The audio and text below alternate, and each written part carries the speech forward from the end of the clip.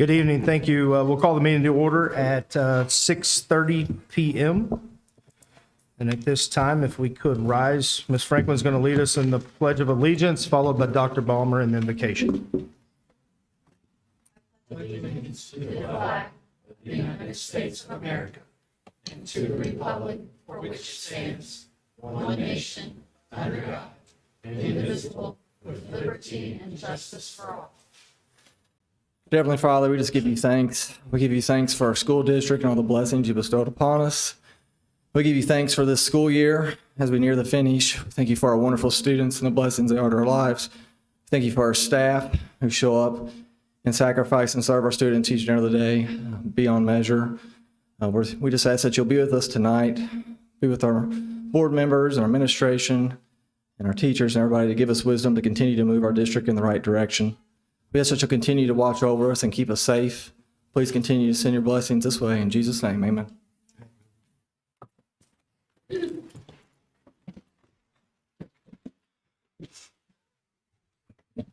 All right, roll call. Mr. Basham? Here. Ms. Bright? Here. Ms. Franklin? Present. Mr. Groen? I am present. I am also present. We have quorum. Dr. Briggs, any emergency additions or revisions to the agenda? Yes, good evening. I do have some recommended revisions to the agenda. We'll start under number 6, consent agenda, under letter B, personnel. Under certified appointments, I would recommend adding letter E, Jacqueline Burke, Silver Creek High School Spanish teacher, position control number 50057, effective 7/25/23.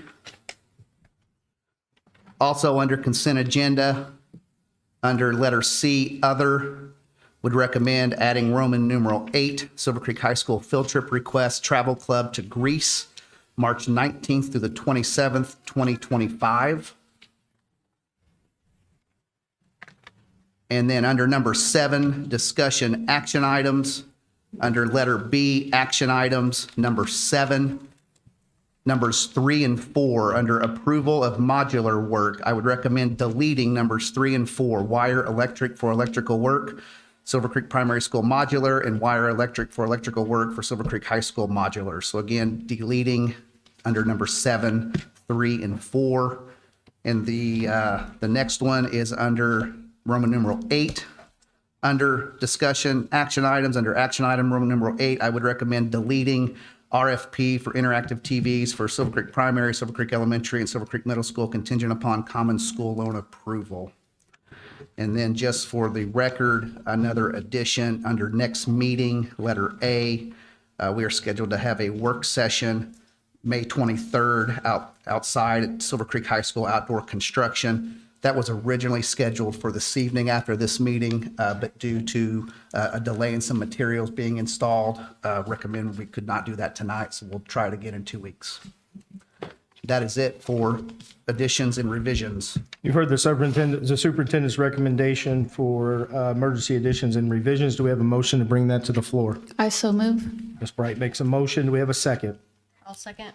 Ms. Franklin seconds. Any discussion needed? Hearing none, all of those in favor, please say aye. Aye. Those opposed, motion carries 5-0. Next up on number 3, approval of minutes. We have the minutes from the April 25th regular board meeting and then the April 25th, 2023 executive board meeting minutes. Those minutes were in your board packet. Do we have a motion for approval? I so move. Mr. Groen makes a motion. Do we have a second? Second. Mr. Basham seconds. Any questions on the minutes or any discussion? Hearing none, all of those in favor, please say aye. Aye. Those opposed, motion carries 5-0. At this time, we have a few presentations and recognition. We're going to start with Ms. Campbell. She has some special recognition tonight.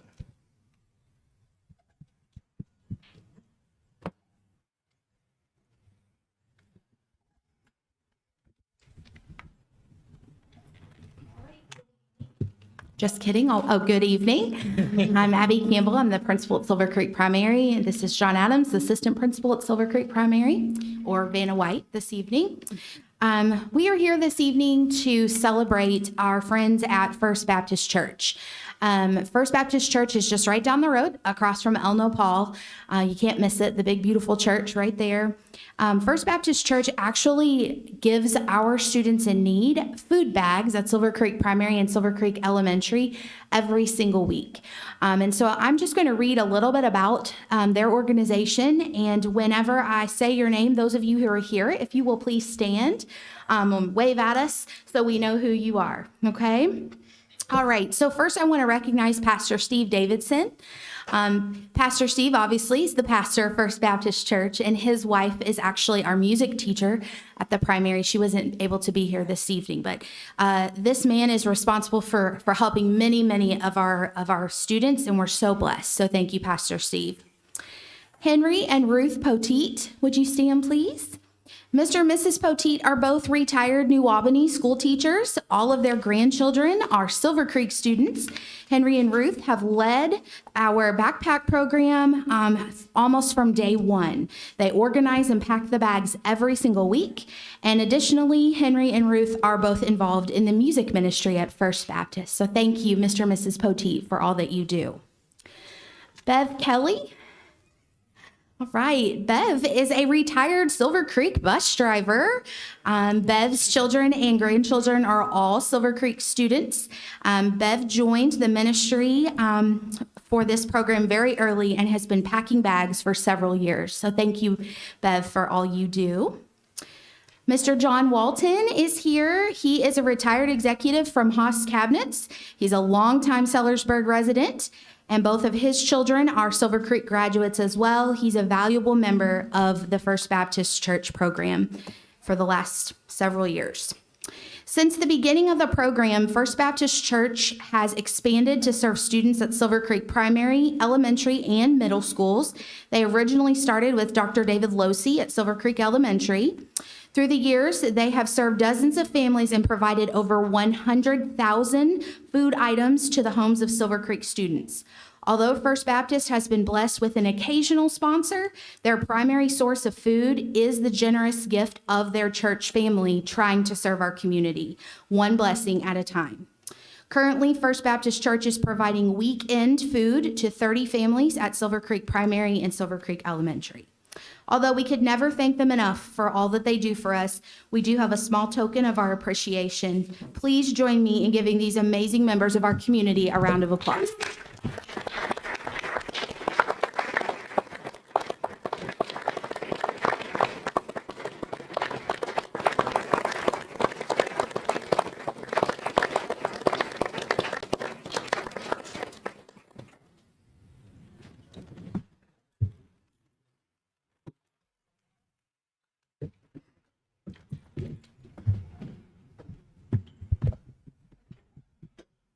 Thank you, Pastor Steve. Appreciate you and your entire congregation, what you do for us.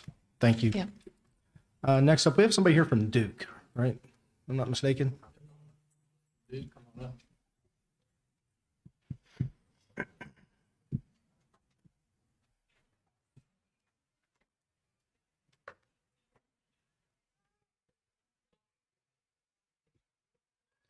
Good evening. My name is Kim Anderson. I am your business energy advisor with Duke Energy. I'd like to thank Dr. Briggs, Dr. Balmer, and Mr. Poole for inviting me here this evening. Just to give you a little background, if you haven't been in this room in a while, you might have noticed it's a little bit brighter. Well, part of the reason is that the school system has embarked on an energy efficiency program with starting with lighting improvements throughout the school corporation. In doing so, Duke Energy has been able to assist with incentives for doing energy efficiency projects. The school system has recently received a real check from Duke Energy, but tonight it is my pleasure on behalf of the Smart Saver Energy Efficiency Program to present the Silver Creek School Corporation with a large check for $122,490.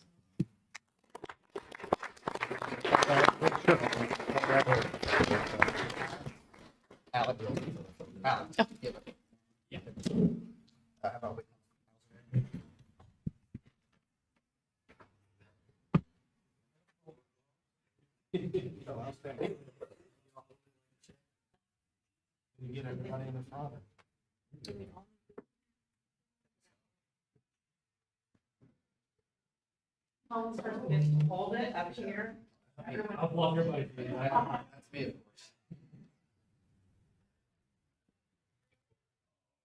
Citizen wave here, smile.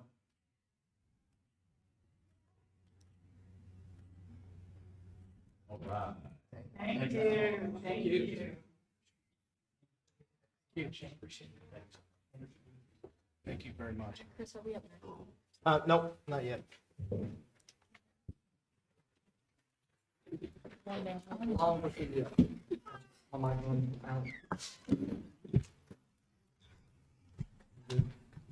Check. Yeah, just to add a couple of things, along with the huge savings we saw up front with the rebate with Duke, we're estimating right now, say, energy savings of about $68,000 a year with a guaranteed return on investment in 19 months or less. And from that point on, it'll be a reduction in costs for our energy costs for the district. So I appreciate the board allowing us to move forward with that project, and I think it's going to pay off greatly. So thank you. Thank you, Dr. Balmer, especially for taking on that project. It'll save the corporation a lot of dollars from here on out. So, next up, we have Mr. Dablow, Silver Creek High School Athletic Director, who's going to do a presentation on partnership packages. Are you using the? Yeah. Okay. I think we're going to use both. I always hate to be the guy following someone that gave you a $100,000 check. So I will not, there will be no money given for me tonight. But I am John Dablow. I'm the athletic director at Silver Creek High School. We have kind of partners with Daktronics, who is the maker of our new Jumbotron at the new stadium. And this is part of our sponsorship package that we wanted to present to the board. I believe this is on line as well. So if you have anybody interested in sponsorship package, please let us know, and we can send you a copy of this, and you can get in contact with us. I think there's no doubt these new facilities definitely move us into a direction of being equal to some of the other places around, and we want to try and take advantage of that. So, shaping the future, be part of the New Dragon tradition. And so, Dr. Briggs, you scroll up a couple more. We'll see that we think not only are these new facilities going to benefit our athletics, but also academics, helping our budget, and ultimately with our athletes as well. We plan to already host over 20 high school soccer games. We're hosting upwards of 16 to 20 football games. We are slated to host the sectional girls soccer next fall, and that is only fall sports. We expect that to increase. We truly expect to host sectionals for track. We're going to host conference for track, and in addition to graduation and some other events out there. So we feel like there will be many events for us to take advantage of out there. The next one, again, stimulate sales, increase the brand loyalty. Those are our goals with this program. The other great thing about having this Jumbotron is our new class, TV and radio, will be able to present some of the things that they make and student-created content on this Jumbotron during the games. And ultimately, that's our goal, is to merge those, academics and athletics. We're very hopeful. I know other schools in the area have sent kids on to the college level for future careers in this type of field, and that is our goal and our plan to try and do that. Next slide. This is the picture of the Jumbotron. You will notice at the bottom is our naming rights partner. We're seeking one naming rights partner for the stadium to be named after, and we are seeking 4 anchor partners. And those anchor partners would not only go on the football field, but we plan to put them on baseball, on softball, and in the basketball arena as well. If you would know someone interested in naming rights, there is a list of all the things that come with naming rights. I'm not going to go through them all, but it is, I think, quite extensive. The naming rights and some of the half times and timeouts and different things that we can offer. Our anchor partnerships, we are seeking those. Those are going to be $5,000 a year. We would love a 5-year commitment. And again, those are limited to only 4 anchor sponsors. They will be at football, baseball, softball, and at basketball.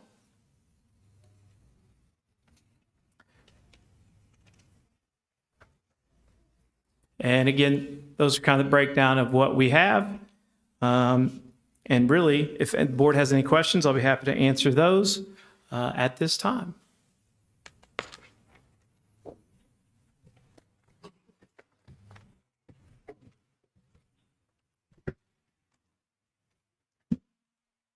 Is there a deadline for showing interest?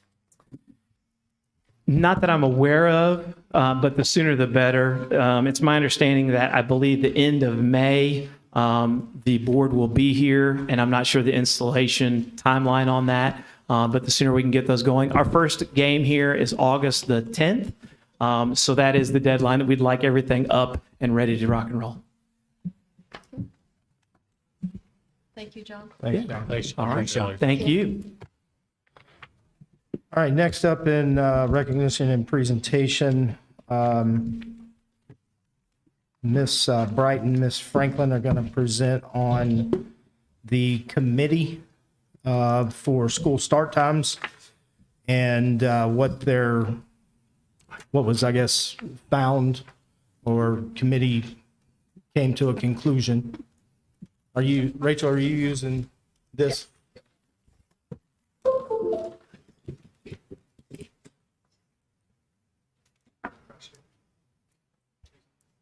So I will give an overview of the slides, and then afterwards there'll be community input, and then towards the end of the board meeting,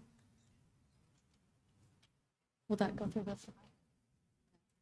Towards the end of the board meeting, then that's when the board will have discussion on it. They may or may not decide to vote on it tonight. So that's just kind of the layout of how this will work. So the board met at various times throughout the year on considering changing the start and end times. And then it was determined that instead of us just deciding on which direction to go with this, we wanted a committee to be formed where there could be stakeholder input. So a committee was formed. Ms. Franklin headed that. It consisted of administration, it consisted of board members, it consisted of teachers and parents, and there you can see some of the various names. And please excuse any typos, as I already see a few, so.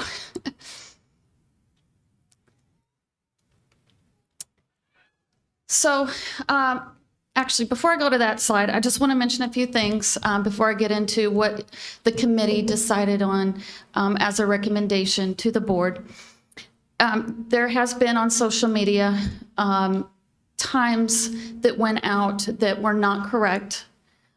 Several different times I saw circulating through social media were not what the committee was recommending. So I want you to keep that in mind. Also want you to keep in mind that we are not here to decide teacher timeframes, which they will work, their contracted times is what I'm trying to say. That will be done outside of this. That's the SCTA is involved in that discussion. There's bargaining and such that goes on with that. So we're only here to discuss start and end times for our students. Another thing I want to clear up is I think there was some confusion on transition times and instructional minutes or instructional timeframes, and I will get to that in our third slide. The proposed schedule the committee has put forth is for the student day at the primary school and the elementary school to start at 8:55 and end at 3:15. This gives 5 hours and 20 minutes of instruction. And then at the middle school and high school, the student day would start at 8 and end at 2:30. and this would give 6 hours and 6 hours of instruction. You notice this is Monday through Friday. There is no change to the student's schedule throughout the week as there has been in the past with early release and such. That would not happen with this schedule. It would be consistent every day. You can see at the elementary and primary, it's a 15-minute difference on dismissal. And at the middle school and high school, it's a 5-minute difference on dismissal. Then we get into the pros that were discussed in the committee meeting. Typically, I wouldn't read a slide to you, but since we have people at home listening, then I'll go ahead and read it. But the pros that were brought up was for transportation, it helps with some of the logistics, especially in the afternoon. It's really tight right now, and it's been an issue. And then also with construction, and we know with the traffic backing up and such, the way this schedule is, it would allow for a greater gap in between, like I said, especially in the afternoon, between the transportation of our middle school and high school students and the elementary and primary. Then also for transportation, these changes would not incur an increase in cost. We did look at some options that are a option that would have increased the cost, and so we decided to not go forward with that in order to be budget conscious. Also, it will help with the traffic flow for car rider lines and such, because it will be an offset from the other school district in our area. Then at the Silver Creek Primary and Silver Creek Elementary, it's closer to the state requirement for 5 hours of instruction. Currently, they're at 5 hours and 45 minutes. The state only requires 5 hours. And when I say of instruction, that includes your transitional times. So you don't have to take out transitional times.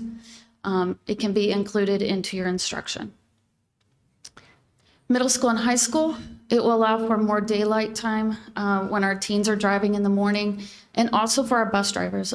We had transportation and a bus driver on the committee, and they talked about how just having the 20 extra minutes in the morning to have more daylight would make a significant difference for them for safety. So this was a safety decision also. As a district, it allows for the potential of our students to get more sleep. And then also as a district, it allows for consistency in the schedule for our students and parents, so there would be no early release days. For teachers, it allows for more time to plan and collaborate with co-workers, which could possibly boost mental health. And then at the high school, our Prosser students will no longer have to leave classes at Prosser early on Wednesdays because of the consistent schedule. We did discuss some cons, probably a few more than these, but the biggest ones were the possible negative effects that it would have on student behavior in the afternoon at our younger grade levels, and then also less time for instruction. Transportation details. At the primary and elementary, the morning drop-off would be 8:25 a.m. at the elementary. At the primary, it would be 8:30 a.m. That's when the buses would drop off. And then in the afternoon pickup, as you can see here, pickup at the elementary would be 3:22 and 3:32. The current times in the afternoon are there in parentheses. At the primary, pickup would be the same as the elementary, 3:22 and 3:32, versus what it is currently, which is 3:10 and 3:20. Most all students would be home by 4:15 versus currently they're home by about 4. There would be about 5 buses that could be delayed, causing them students to not be home until 4:25 versus currently those 5 buses get children home by 4:10. Morning drop-off at the middle school and high school would be 7:25 a.m. versus the 7:05 currently. Then the Prosser bus would leave at 7:35 from our campus so that they can arrive at Prosser on time at 8 a.m. for their start time. The 10-minute differential of waiting on campus is so that our Prosser students can have breakfast before they leave campus. The middle school and high school afternoon pickup would be 2:30 p.m. versus 2:25 currently. They wouldn't actually leave campus until about 2:36. Surrounding schools, kind of all over the place as far as what they do at their elementary schools. As you can see, there's some that start at 9 and end at 3:35. There's some in our surrounding area that start at 8:20, end at 3:05. Others that start at 7:25 and end at 2:45.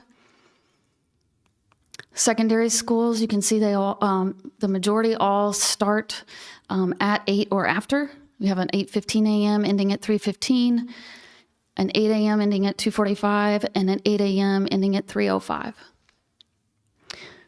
So that is the end of the presentation.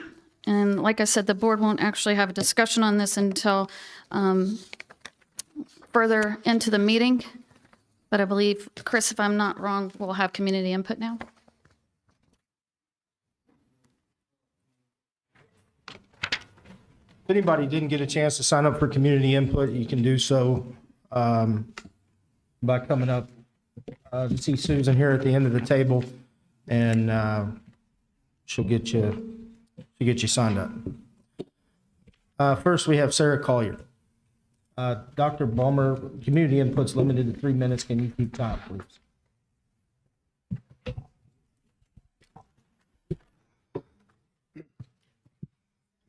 Is this on? Can everybody hear me? Super nervous. I can talk to 12 and 13-year-olds just fine. Staff and community, a little nervous, so bear with me, be kind. I know there's been some research on the topic of start and end times. I would like to address maybe some concerns that the community does not know. So in order to make sure I stay on point and don't fumble through everything, I wrote an email. I will send it to you guys after if you want the email. But I said, dear board members, I wanted to reach out and express my concern about the start and end times. As a teacher in the district, a parent of a child in the district, and a taxpayer of Clark County, I feel like it is not in the best interest of many groups, especially the kids. I do not think the community is aware of the larger impact these school times will have on schools, parents, and students. Instructional time is kind of where I start. Elementary and primary students will have 75 hours less of instruction a school year. And going through COVID, coming off COVID, we see a lot of deficits academically, and to lose that amount of school time is a lot. As a middle school teacher, we really rely on elementary and primary, giving them that fundamental knowledge so that they can be successful later on.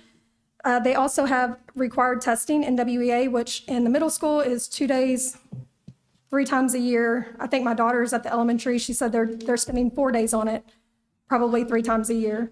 You have iLearn, which is approximately a week. So with the shorter times plus testing, I'm afraid the loss of instructional time, we are going to see a deficit in our students. I spoke, as the population continues to increase with no additional building space, we are having to add additional classes at the middle school. So instead of having 4 classes, we're moving to 5 for the incoming 7th graders and outgoing 6th graders. They also did this year. Their current class times are 49 minutes, but when you go to a shorter day, that's going to decrease that time even more, where most students get an hour.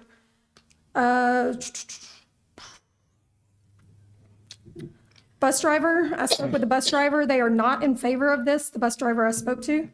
They said that they are concerned with more traffic in the afternoon versus the morning.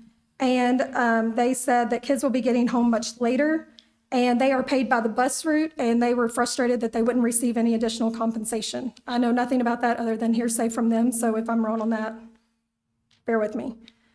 Instructional assistants and aides or paraprofessionals, if we move to this schedule, they will work a 30-hour week instead of a 40-hour week, which will result in a loss of compensation. They just got a raise to try to encourage more assistants and instructional aides within the classroom. This would negate that raise. It will still allow them to receive health insurance through the district if needed, which was a concern.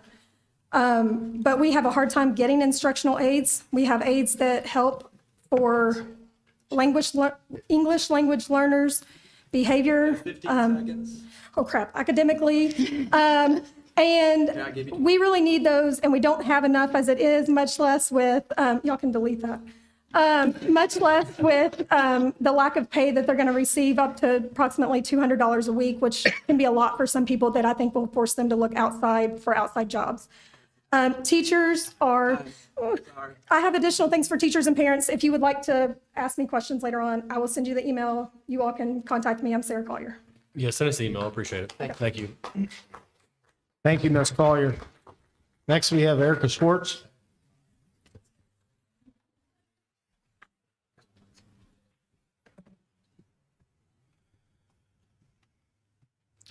Good evening. My name is Erica Schwartz, and I'm here today as the president of the SCTA. I last addressed the board in January regarding the proposed changes to the school start times.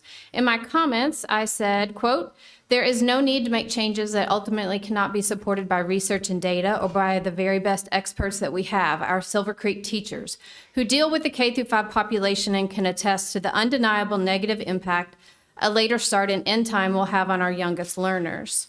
The SCTA stands by that statement. The teachers in our buildings, our experts, cannot support the implementation of the proposed start times.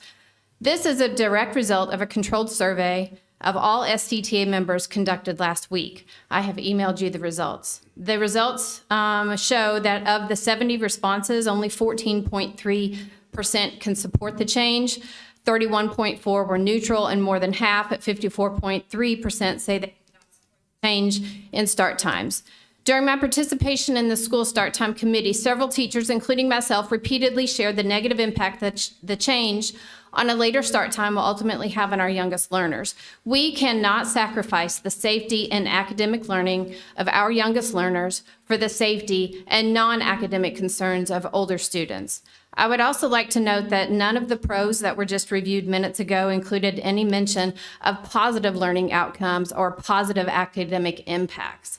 Another negative impact that was not mentioned was our youngest students whose schedule is dependent on their parents' schedule will not change. There will be no, quote, sleeping in for these students. In fact, we are extending the amount of time we are asking our youngest students to be alert, on task, and safe.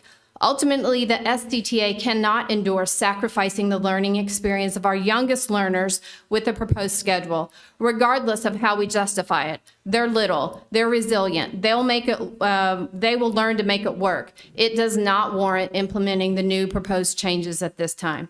Thank you for your time, and I'm happy to answer any questions you may have. Thank you, Ms. Schwartz.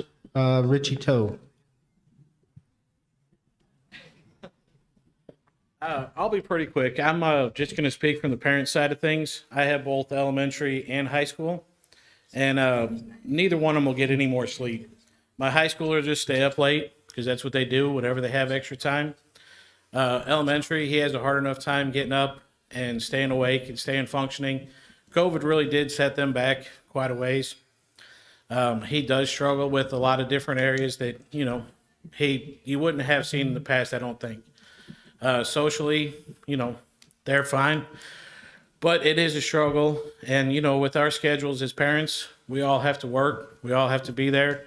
Changing these start times will make it a lot harder. We will have to rely on, in some cases, other people getting the kids on the bus and getting to school. After school, it is a significant change in how late they get home. I know mine are hungry, tired when they get home now. Changing all this will definitely have an impact on them.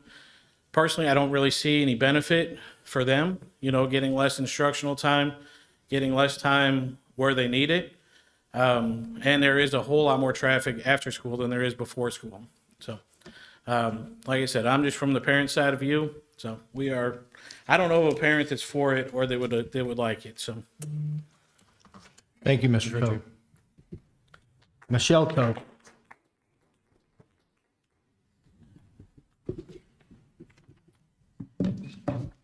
As a working parent of a high schooler and an elementary student, I'm completely against the time change. I can tell you that this won't give my high schooler a minute more of sleep. She will just stay up later. I'm not sure what we are hoping to accomplish by with our secondary schools by moving the time so little.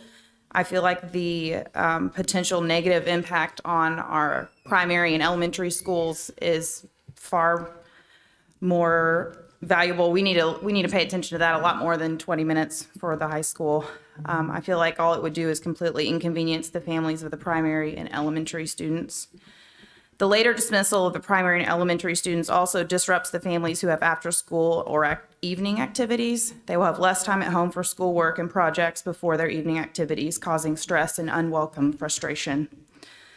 There are a number of families who do not qualify for child care assistance who will now have to completely change their family budget to pay for before or after school care.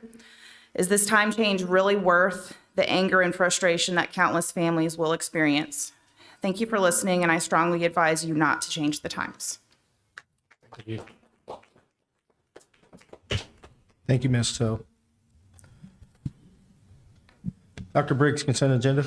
Yes, consent agenda, under number 6, we have letter A, numbers 1 through 4. Under letter B, personnel, we have certified appointments, letters A through E. Under number 2, resignations, we have letter A. Under classified, under appointments, we have letters A through C. Under positions, we have letters A through C, and under leaves, we have letter A. Under E, other, we have numbers 1 through 8, and that is it for the consent agenda. After seeing the consent agenda, do we have a motion to bring that to the floor? I so moved. Ms. Franklin makes a motion. Do we have a second? I second. Ms. Bright seconds. Any questions or discussion?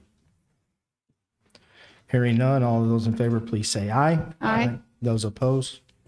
Motion carries 5-0.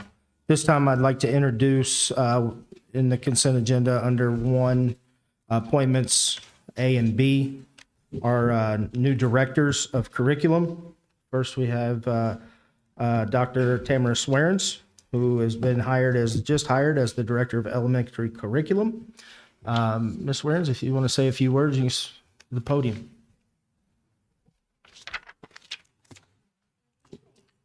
And Silver Creek community. So happy to be here tonight. Just a little bit of information about me. I come to you with 24 years of experience. I had the opportunity to be a teacher 8 years in Clarksville Community School System. I was a middle school and elementary special education teacher. I taught 2nd grade and 4th grade. And then I've been with New Albany-Floyd County School Corporation for the last 16 years.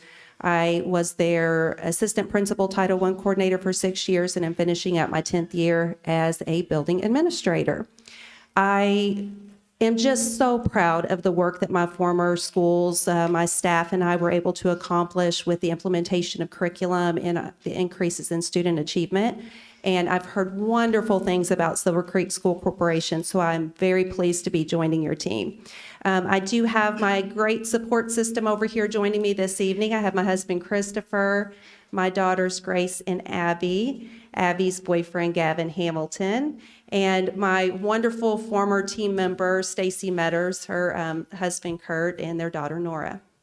But thank you. I'm so pleased to be here and just excited about the work that our leadership team will be doing together. Thank you. Welcome. Thank you. Welcome. Thank you. Welcome. Congratulations.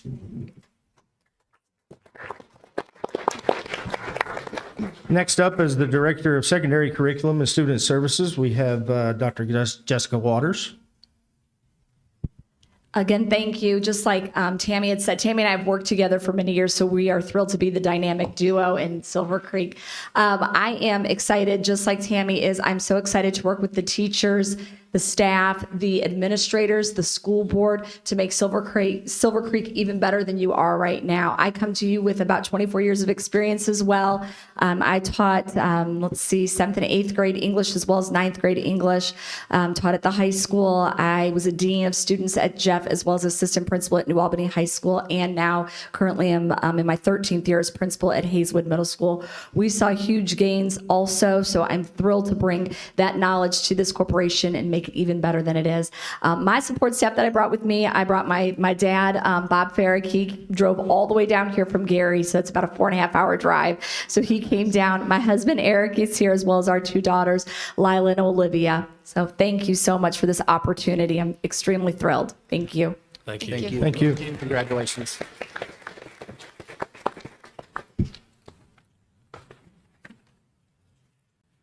Next up in discussion action items, Mr. Basham, you wanted to table legislative updates until after tomorrow's Region 10 meeting? Yes, we got Region 10 tomorrow at Seymour, where the ISB, it was sent us booklets that we'll pick up tomorrow on legislative changes that are going to affect the schools. And we know when the session started, there was 20% of all bills introduced in Indianapolis was on education. And what the final outcome be, we're going to discuss that tomorrow night at Seymour. So I'll do a follow-up on that at the next board meeting. Okay. Chris, if you don't mind, I would like to say something, though, about the legislative update. There is one thing that was passed through legislation, which was taking away 13 discussion items from being discussed with the union. That was done as from the top down. So now it's no longer a requirement. But I would like to see us as a school board to enact a policy that stating that we would still continue to do that, because at the end of the day, it's a discussion. I feel like it's just respectful to do that. I mean, we don't have to agree, but to say, yes, we will have a discussion on certain items and we'll continue doing so even after legislation took that away as a requirement. I think that would be advantageous. Okay. Can, Dr. Briggs, Dr. Bowman, is that something you guys could draft as, for us to review? Yes, absolutely. Yeah, we have a great relationship with SCTA, and don't see why that would not continue. Okay. Next up in discussion action items, A2. You saw the presentation earlier on the consider revisions to the school start and end times. So now's the time. I do have some questions, and I apologize. Huh? When we're in discussing, can I just follow up a little bit with regards to Rachel? Sure. Presentation on the committee. Appreciate Rachel putting that together. Just to kind of follow up on what she talked about with regards to the committee. So we originally started this discussion on school start time several months ago as a board. We had 3 public work sessions, and those were 4 hours apiece. And there was a multitude of things that were discussed. We thought we had came to a fairly decent time consensus of things that we thought we wanted to kind of push forward with regards to the start time. And we got some feedback, and we opened that up, and we formed the committee. And which was a good thing. It was a positive thing to kind of halt and pause and develop that committee. The committee consisted of 25 members, which Rachel covered. And when we had the committee, I think that we had 2 goals in mind with kind of following up, which was what were our goals and why did we want to do the start times? And originally that was to help with traffic and to possibly look at the benefits of academic performance if our high school and middle school students were to start later. I really want to say thank you to everybody that participated in the committee. I know that sometimes those committees can be challenging because you do have a wide variety of opinions in them, and you're working really hard to be passionate about what you feel is the right thing to do, but also be respectful to the committee members. And I felt like that we did that. In our time working together, we did hold 2 committee meetings that were 2 hours apiece. And I'm just going to be transparent with regards to what I felt like and how the committee went overall. We had 3 plans originally that were presented to the committee. I really felt like at the end of the day, based upon every single thing that we discussed and talked about, which would be logistics, transportation, financial resources, bus drivers, safety of the kids, which was our non-negotiable, that no matter what plan we came up with, we were not willing to jeopardize the safety of our students. That although as Rachel presented, that the committee did come forth and say, okay, yes, we could possibly go with option 3.1 or 3.0 is what we called it, and then we kept kind of trying to modify it. I repeatedly asked the committee members, because they were very passionate and they were very much advocating for their certain positions on where they felt. What would be your compromise and what would be your sacrifice here? If we said we had to change the times, what would be your compromise and your sacrifice? And I think that, yes, stating that, yeah, we came up with this plan of the times that were presented, I wouldn't say that the committee necessarily all agreed upon that. I would say that they all felt like it was the best they could possibly come up with and do. That it wasn't something that they felt like necessarily was 100% certain and that they felt good about it. I will say that it was more of a sacrifice rather than a compromise, I felt like, from them. We definitely have heard a louder voice from the pre-K through 5 teachers and staff advocating for their students.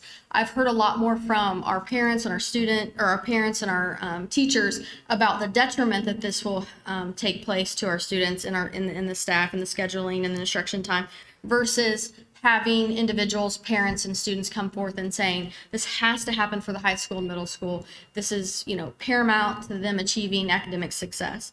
And so I think that should be fairly stated. I can't say for certain, as leading the committee, that the plan that we came up with, in my view, is one that significantly achieves our goals, which is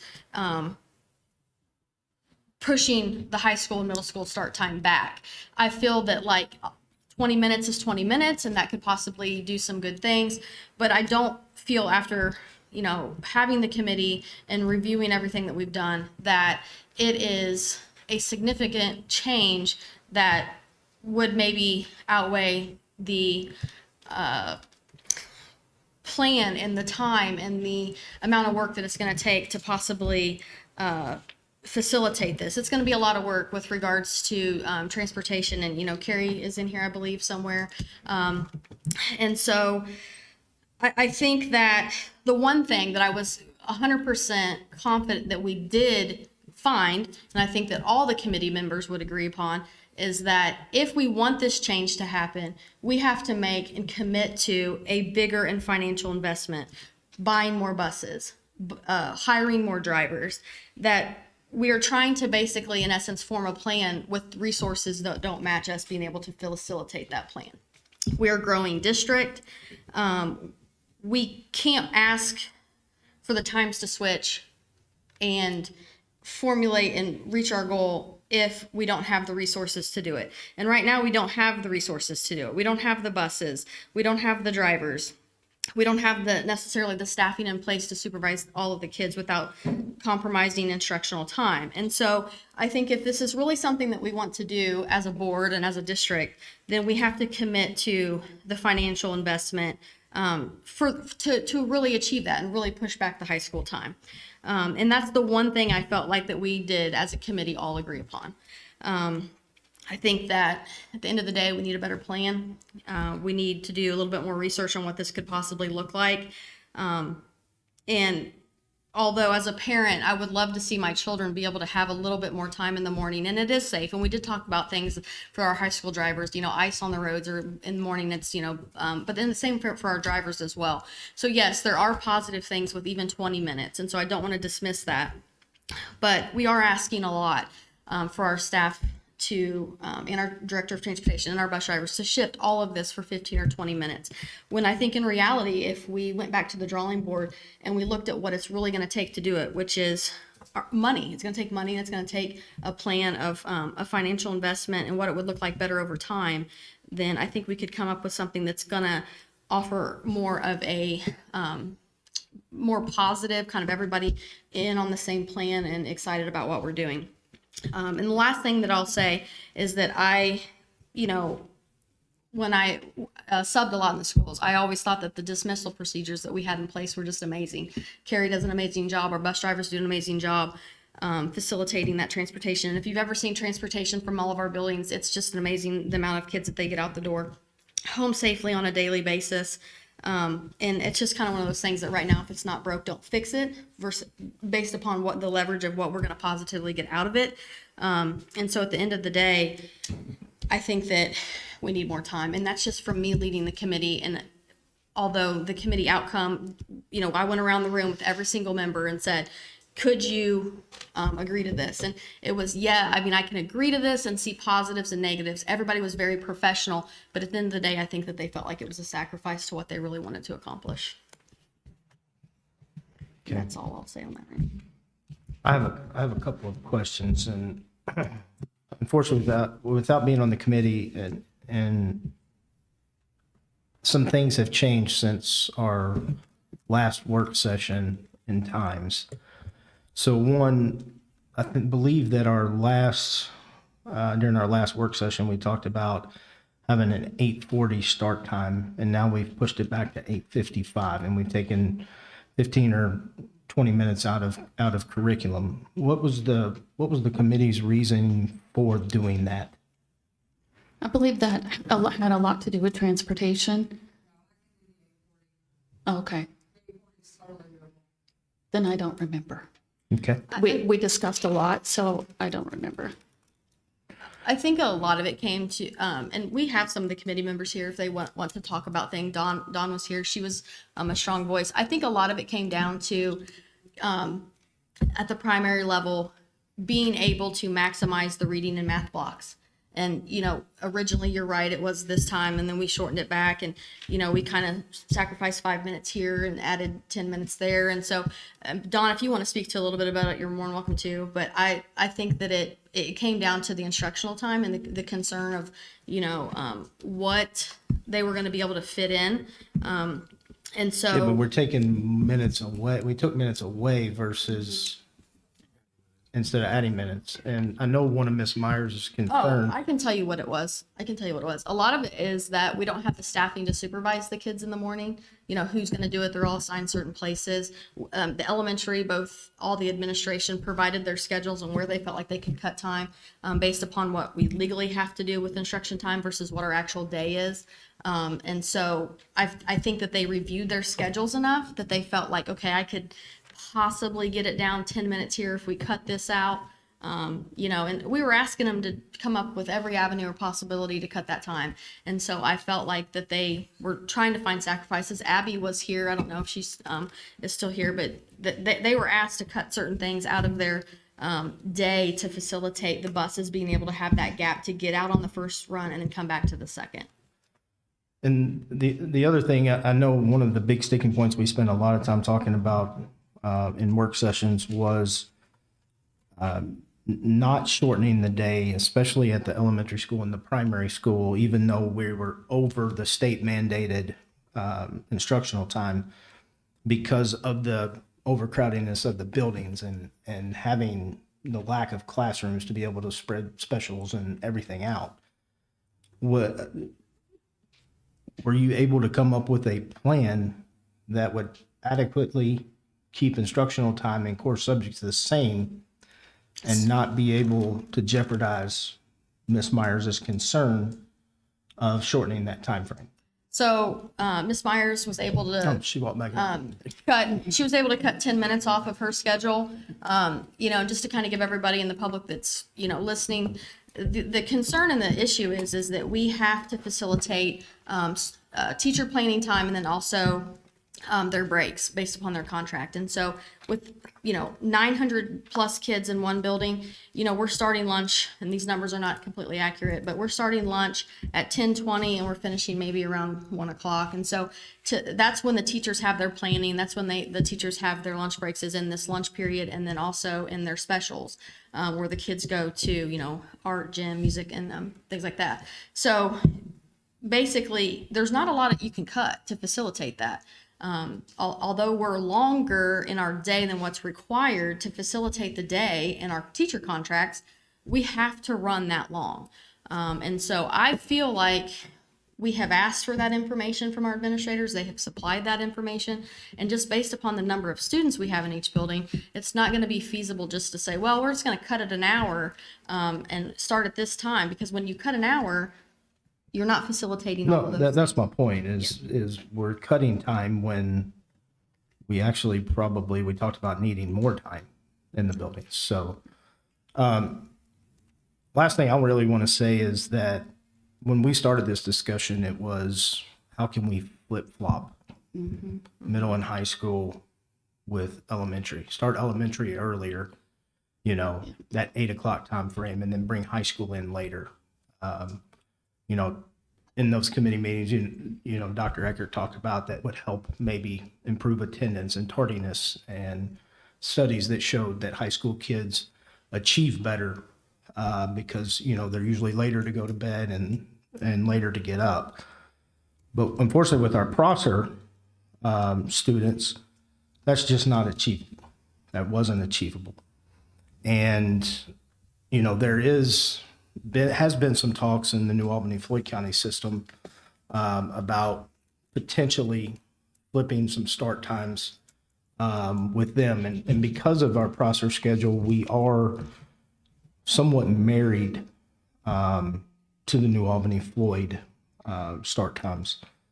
So with that, and if that is something, if they do ever hire a superintendent and that ever becomes a discussion item for them that their board talks about and they ever do it, which could be, we hear it could be as early as next year, maybe the year after. To me, making a very quick switch and not having, and still being in limbo on what is best for the number of instructional hours, I don't know that I can see supporting this when we may just have to switch it again next year. Well, that was one thing that, I'm sorry, Chris, I don't mean to interrupt you, but that was one thing that the committee was very adamant about, that whatever decision we make here tonight, that this would be reviewed. Basically, the committee would stay intact and we would kind of review it at a couple times throughout the year and then also evaluate it at the end of the year. And you're right, you're mentioning several variable factors that could possibly change over the next, year to two to 3 years. If we were changing this, and I just want to make sure that, everyone understands, I'm 100% for pushing back the high school and middle school start time. I just don't think that this is the avenue to do it. I don't want the fact that the findings of the committee, which was that we need to make a financial investment into getting the resources available to make this happen, just die on the vine. I think it's something we have to strongly look at to make it happen, because I don't think that the teachers and the parents that are coming forward who are saying, this is absolutely a detriment to our younger kids. It's not that they don't want to see the success of the middle school and the high school, but we can't sacrifice, I don't think, one for the other if we're only gaining 20 minutes.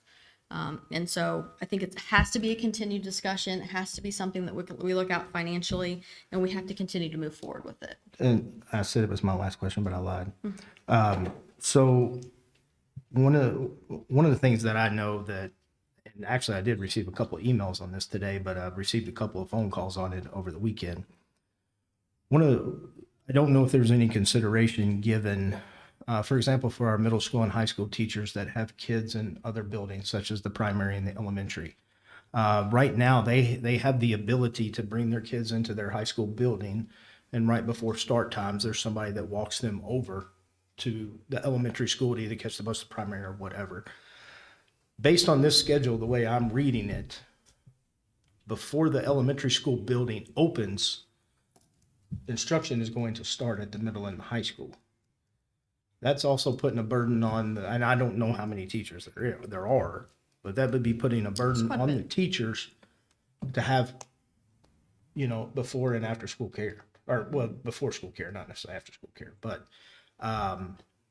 was there anything talking about a concession for our employees that need to get their kids to other buildings for that to open earlier? That didn't actually come up in our discussions. I think I received an email about it. But as anybody that's on the campus in the morning, you can see, it's usually an administrator, Mr. Losi. He's walking over all the kids from our teachers and staff, to the elementary buildings and the middle school buildings. And so I think that's definitely something we have to consider. We have to get the resources in place to where we can start them later and maybe not have to have every single bus come back and recruit drivers and get strategic about it. It has to be something that we say we're going to do, and look at what and how we're going to do it, not just say, well, we can't because we don't want to spend the money. I really think that at the end of the day, that's the one thing that everybody agrees upon, is that they want it to happen. They want it to happen for both sets of students, but they don't want to have to do it this way.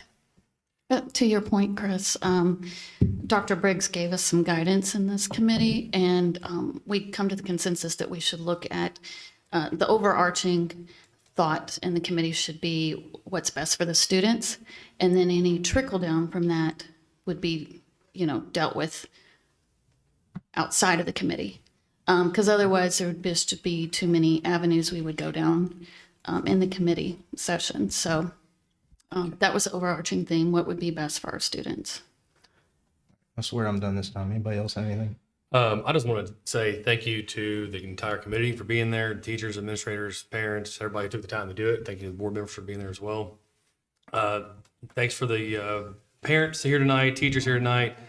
But I also find kind of interesting the SETA, even though they might represent 56, 57% of all the teachers, they had a large spread of differences there. I mean, between 14% not supporting versus a neutral and those who are supportive of that.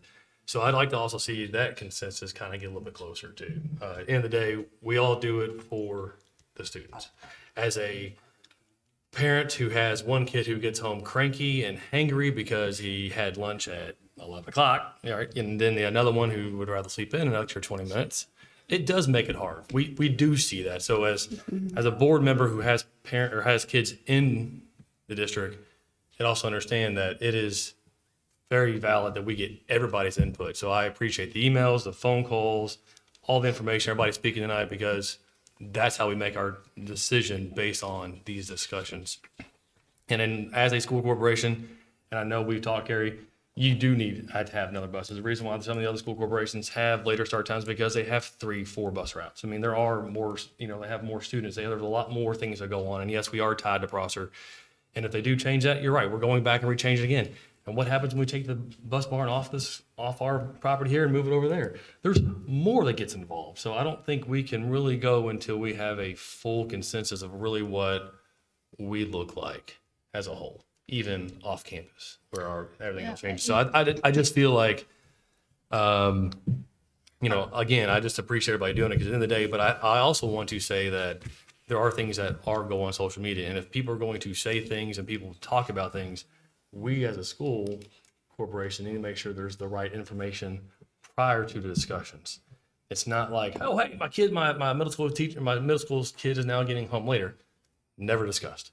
That's not what was talked about. So I think if this presentation is ready to go for the meeting, we need to have it ready to go on our website. So that way it's also ready to go when people actually get the right information, not, well, so-and-so told me, or when you talked about earlier, hearsay, because she's here and she can tell you whether or not she's getting raised or not getting raised based on bus routes. And that's all that information that from that committee needs to be boom, boom, boom for somebody to read. So they get all the information. So, and not just here's a presentation. So that's what I've done. Mr. Basham? Yeah, I would just say, when we started this process, and it was a year and a half ago, I think, about the first time we discussed this, it was traffic issues in middle school and high school, trying to help those students. And now we're being told if we help one, we hurt the other. So there's got to be a common ground, and after discussions tonight, I don't think we're ready to move, so I would say table it for now and look at it at a future date, but it's not going to happen next fall then. I'd like to kill it for a year at least. I mean, I don't see any more reason to discuss this. I don't think if we were going to do it, you can't do it till the next school year anyway. So yeah, at least a year. That's what I mean. Yes, sir. I think we can have continued discussions about what kind of investment we want to make and what we want to see. Yeah, that's it different. look like. Right. I'm talking about as going far as back to actually committee continuing- meetings and work sessions on flipping 10 minutes here and 5 minutes there and Yeah. all that. I mean, we've met for hours upon hours about it. And we just don't have the support system and staff or the support system in place right now to be able to do what we want to do. We would also need a partnership with another school corporation that would allow us to really do what our ultimate goal was, which is to flip middle and high school and then elementary and primary. Yep. We all in agreement this dies why would we need another school district? because we're tied to New Albany Floyd's I process mean, schedule. yes, as far as the Prosser students go, yes. I'm talking the ultimate goal, but what we ultimately, first what we need is started with. resources here to be able to do it. No, Yeah, I agree with that, and that's something that we have to work on in our long-term strategic plan. But as Please step to the mic, we're gonna talk.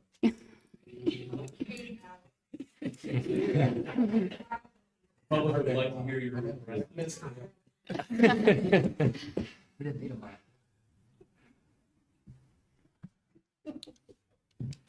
I'm Carrie, Director of Transportation, for those that don't know. I do want to point out, I'm completely open to whatever we need to do. I always try to make it work, but I do want to point out that right now our buses are not coming back for elementary and primary load on time. It's absolutely not happening. So if we leave this completely right where it's at, that problem continues next year. And I know for a fact it's a frustration for the primary and elementary teachers that the buses don't come back and load on time. What are the barriers and challenges as to why they're not coming back? It's just the on time? routes. The traffic? Yeah, it's traffic. We've never had to challenge with Rock Creek. We do now. If anything, I don't know if it's a possibility, and I know I'm just throwing it out there at the moment, of possibly delaying 10 minutes for elementary, primary, pushing it forward 10 minutes, if that's a possibility, at its entirety. That way, we possibly can get them back. I'll do everything that I can to get them back on time. I always have, always will. I just want to make sure that that is being put out there at the moment, that because I know that it's a frustration with the teachers because we're really close to teacher contract when they load the buses. So I just want to throw that out there For for you both all. buildings, primary and elementary? Yeah. Yeah. So I know it may be hard for you to answer this question Sure. exactly, but you know, throw it out just there. off the top of your head, how many buses do you need to make it work? 2, 3? What are you asking? To make what work? If you need me to lessen the time of the routes and put more routes out there to be able to get the students, or to get the buses back on time, probably 5 buses. But I also have to have 5 You gotta have 5 drivers. drivers. I get And you. the drivers is the key component because these drivers work part-time. So sometimes when they're hearing, let's add more buses and more bus drivers, they're hearing their time's going to get cut short. Because if they're only picking up one school, they're going to see it from their perspective that they are only going to have, so much. And then they're going to start seeking other school districts because they're going to want the full route. So we have to be careful in the way that respectively, we have to be careful in the way that we're presenting that because we don't want our bus drivers to feel like that they're going to be cut if we add more bus routes and then they don't have their time. So I'm just kind of throwing that all out there. But probably 5 bus routes would allow me to shorten the routes to bring them back. But for clarification, you're talking about just getting the buses back on time, you would need 5 buses, not 5 buses to facilitate flip-flopping the schedules. That's not I want clarification on what we're not there. You're right. Yeah. We're not on flip-flopping You're schedules. talking about 5 buses to facilitate being more timely. Yes, to be more In our timely. Current schedule. schedule. Yeah. I mean, But it does beg currently the right question, now, though. yeah, currently right now, buses are $132,000 a piece. And then you have to add an employee's pay onto that.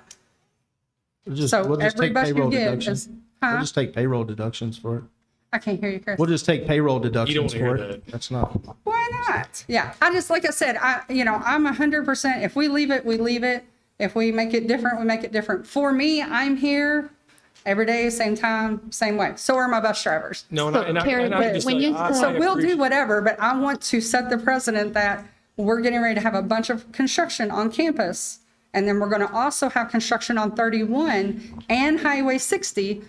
I And then just we're wanna going to say ask again, all the drivers to be back on time with doing nothing. We appreciate you and all that because we know it all is a lot dependent on it. And trust me, with the processor, just having to say, yes, I'm okay with 10 minutes, I'm okay with 20, that takes a lot because, again, you've got to facilitate the bus drivers and have them. So it's Right. Thank you. Carrie, my question is, we talked about 5 buses would allow it to be more timely in the afternoon.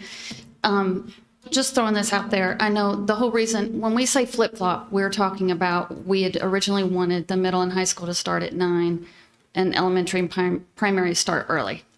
But we couldn't do that because of Prosser and such. But that was because of busing. We didn't have enough buses, correct? It was basically because of Prosser. But I mean, if we had more buses, could we make that change? Oh, we talked about that. It's not. It's down to time. I mean, timing's dictating, but if we're wanting to have just a set of fleet of buses for middle school, high school, and a fleet of buses for just elementary, primary, we're looking at probably having to add 15 to 18 routes. Well, no, And you would and- have people on top of each other. Well, and that's not what I was suggesting. Okay. I was just talking about our Prosser kids. You said there's about 100, right?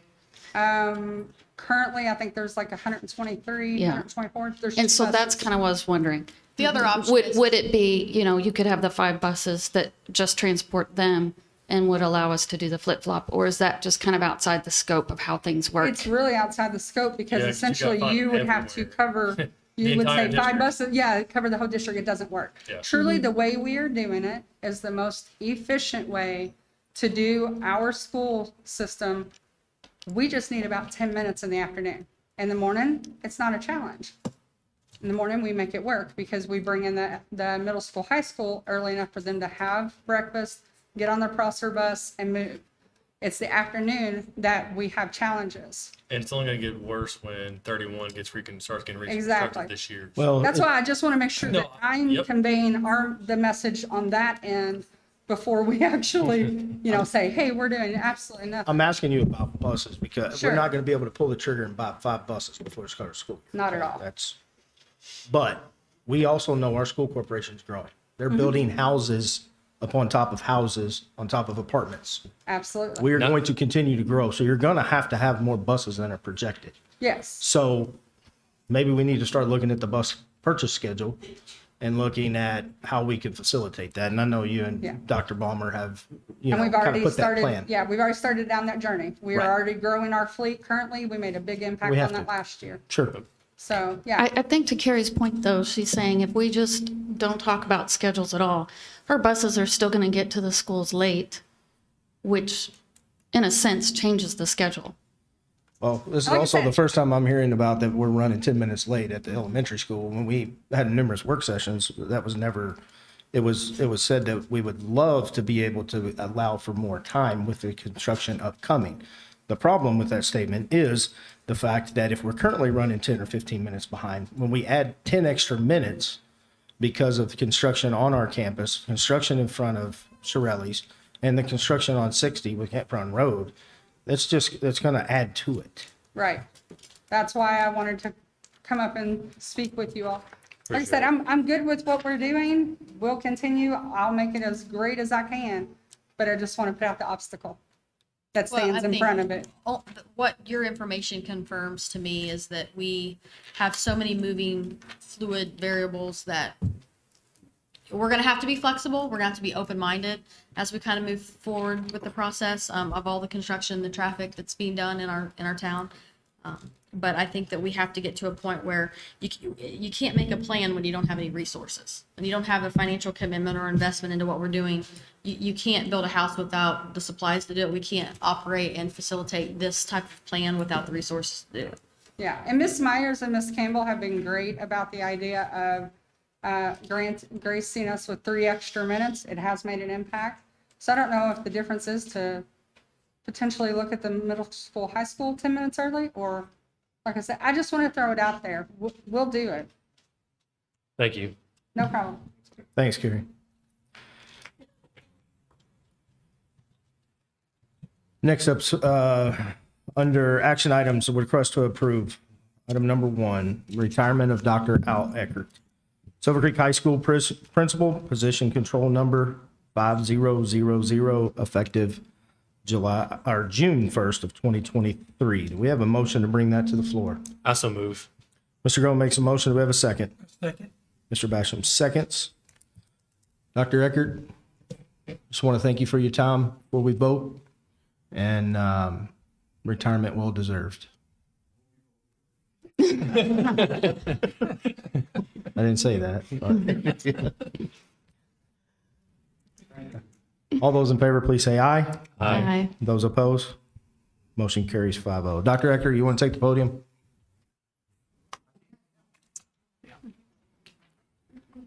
Yeah, what, just a few words. It's, everybody's leaving. They knew a good time to leave, didn't they? It's been a pleasure to work with the students and teachers and parents in the community for, this is ending my 36th year in education. 33 years are here. And, going back to when I started, when I had 3 or 4 preps and I was coaching 3 sports, and, it was always worth it. I just really got a lot of satisfaction out of working individually with kids and in class with kids, and worked closely with a lot of kids that went on to be really successful, not just athletically, but academically as well. And, I had some great people that, guys like Bob Shireman, who passed away a little while ago, and he was an administrator here when I was first getting started, and he encouraged me when you're not sure what you want to do and what the future may look like. And Reed Bailey, retired principal at the middle school, he invested a lot in me, and I'm just really thankful for all the different people I got to work with. No matter how big your corporation is, or no matter how much it grows, the heart of a school district are your teachers. And I've worked with some great teachers. The teaching staff that I work with at Henryville Junior Senior High, at Silver Creek Junior High, Silver Creek Middle School, and Silver Creek High School, they're just outstanding. And it certainly makes a principal look good sometimes, and it certainly makes a principal's job very easy. But I always enjoyed the people that I work with. Guys like Brandon Hoffman, and guys that are in big positions here now that we really count on quite a bit, that do outstanding work. They were in my classroom at one time, and I coached him in basketball, and now he's winning state championships. And there's people in this room that I had in class, and there's even a Metters guy over there that I had in class years ago. Just the relationships with those kids and seeing them be successful is just really satisfying. But also as a principal, I've had some great people that helped me do the job as principal. Dr. Balmer, Christy Nunn is sitting back here. Hannah Oliver's here. I think Neil Losey's watching on the internet, but those folks are just they're amazing, and it takes a team to run a school, not just teachers and the community and central office administrators, but everybody's got to work together as a team. And that's what I've always tried to do is to build a team atmosphere, and have people rely on each other, but also want to help each other. And the teams that I had that were real successful, whether it was cross country or basketball, they played for each other. They didn't play for themselves. They ran for each other. They didn't run for themselves, or they jumped and threw and all the other stuff that goes with track. They did it for each other, and that allows you to really exceed expectations. So it's been humbling retiring and people coming in and talking to me about different things, and I've had so many good times here at the various schools that I've worked at. And I even had someone reach out that heard I was retiring from Southwestern Junior Senior High in Hanover, Indiana, where I spent my first 3 years. So that was really cool. But it's really been an honor to be here, and I'm really excited about this school corporation. And there's a lot of great things happening, and a lot of tough decisions have had to be made, and we're growing, and we're finally getting the facilities that our kids deserve and that our community deserve, and it's really been great to be a part of it. But But I'm really excited for the future of this school district, and all of you should be proud of your part in that because it's really been great. But yes, that's I'm looking forward to retiring, and I got a 5th grandchild on the way, and my kids all live a decent trip away, so I look forward on Saturday nights, instead of watching basketball games, I'm gonna be watching little 2- and 3-year-olds. So I'm looking forward to that. But thank you very much. It's just been a pleasure. Thank you. Thank you.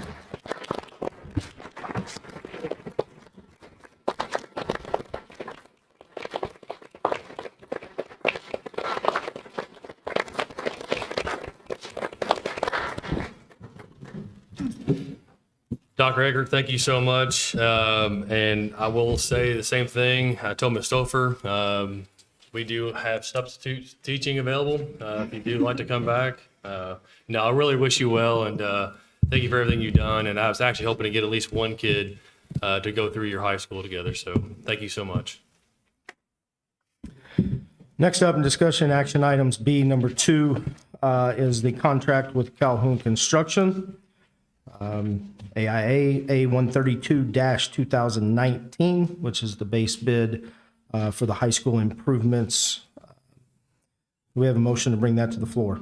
So move. Mr. Basham makes a motion. Do we have a second? A second. Ms. Bright seconds. Any discussion? Hearing none, all those in favor, please say aye. Aye. Those opposed? Motion passes 5-0. Kurtzen with Calhoun is in the audience today. Kurt, did you want to say anything, or? Well, this is abnormally long, so. Senior year, part-time. I'm an integral grad, but went to Silver Creek part-time. I had Mr. Eckert at the time, so now Doctor, congratulations on your retirement. That's great. We're excited about it. Look forward to having a successful project. It'll be tough with traffic and just have patience. We're gonna have a nice facility. Thanks, Kurt. Appreciate you showing up. Yeah, appreciate you being here. Next up, under discussion action items 3, which is alternate 1 to the base bid, which is the concession, restroom, and storage facility at the softball and baseball fields. All that information was discussed at the work session on Thursday, in addition to the information in your board packet. Do we have a motion to bring that to the floor? Also move. Mr. Groen makes a motion. Do we have a second? I'll second. Ms. Franklin seconds. Any discussion? Just want to clarify why this is on here now versus before. Again, I know there was some social media posts about why this was delayed and stating that some board members had disagreed with it previously. That's just absolutely false and not the case. This was an error in the original bid and is on the discussion or the action item for tonight. It was something that just had to be discussed now to get the information correctly to us. But I think everybody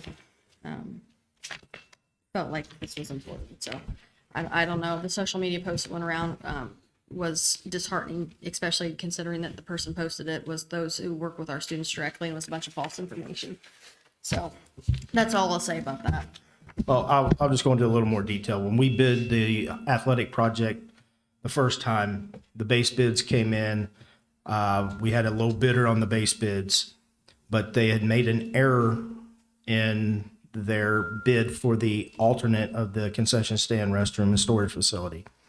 If we would have accepted that, this contractor would have pulled their bid, which would have forced us to go back out to rebid or accept a higher price by a couple of $1 million. So what we decided to do was put it in the package of the high school, knowing we had time to be able to do so. So as Ms. Franklin said, yes, there was some inaccurate information floating around.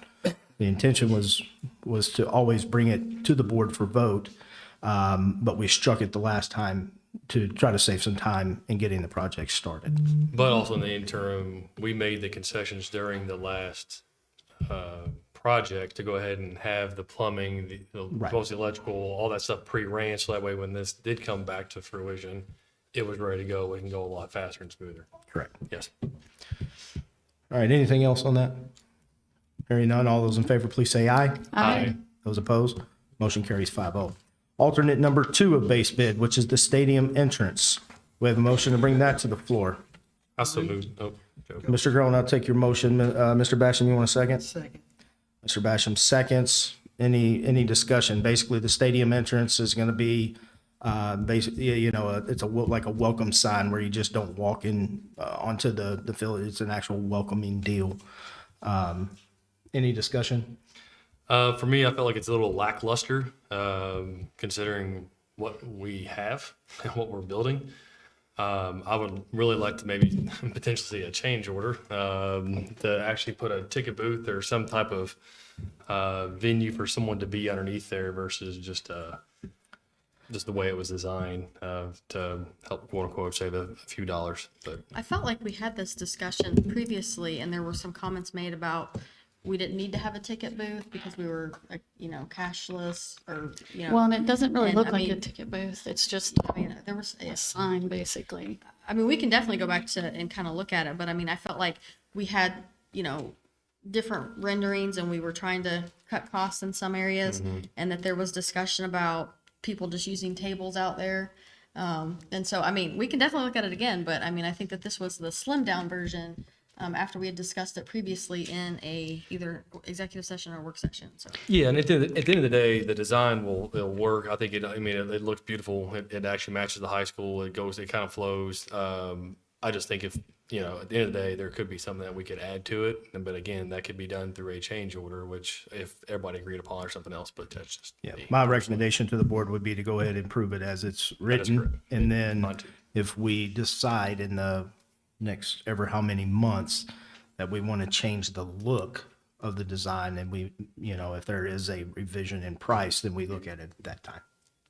I guess, oh, go ahead. With you there, Chris, because it's standing out there by itself. It's something we can change. Yep. Absolutely. Pretty easy. I guess the part I struggle with is, we were doing a slimmed down version because we don't really need a ticket booth because everything's electronic. But it is lackluster, I agree. But the high cost of it, I think it's 75,000. Is that correct? 67, I believe. It's in the board packet. Yeah. That's mainly going towards the electric and then lots of plumbing. And I don't quite understand when it's just basically freestanding and where it's at, why all that is needed. Well, the plumbing is the piping, which is the conduit that basically runs the electrical from where it's needed out there. It's actually quite extensive in the.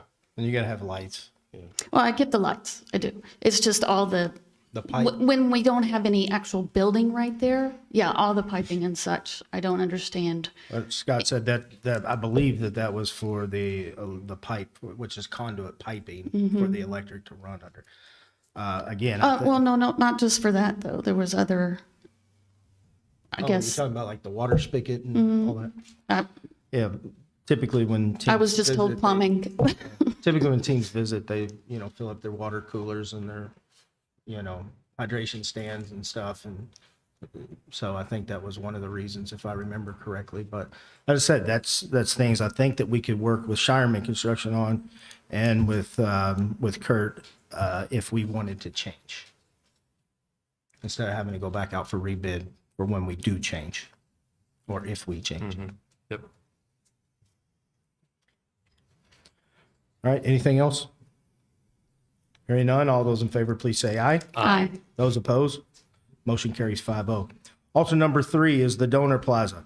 I know we don't have it to show, but basically it would be a small, it's a small little, I should say small, it's actually pretty big. It's about 120 inches in diameter, right, or more.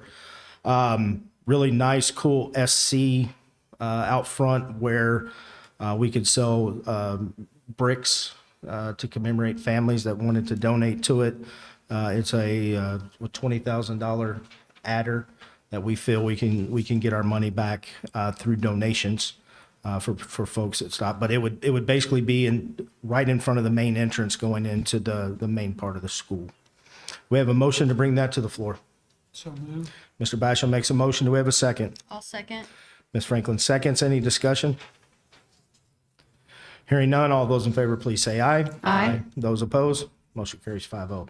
Alternate number 4 is operable panel partitions. And part of the new renovation in the front of the school, Dr. Eckert had recognized 4 classrooms of putting the panels in between them that can be pulled back for GPR type space, any type of large clubs or shared collaborative team learning. And that was at a cost of $100,000. $93,000. I left my paper at home. I apologize. An addition of $93,000. Do we have a motion to bring that to the floor? I so move. Ms. Franklin makes a motion. Do we have a second? A second. Ms. Bright seconds. Any discussion? Hearing none, all those in favor, please say aye. Aye. Those opposed, motion carries 5-0. Under action item number 7, approval of the modular work to Dan Christiani for the Silver Creek Primary School modular and the Silver Creek High School modulars. We have a motion to bring that to the floor. I so move. Mr. Grohl makes a motion. Do we have a second? I'll second. Ms. Franklin seconds. Any discussion? Hearing none, all those in favor, please say aye. Aye. Those opposed, motion carries 5-0.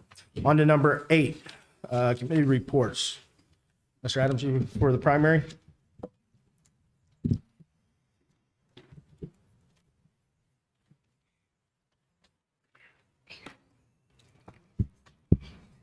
All right. Good evening.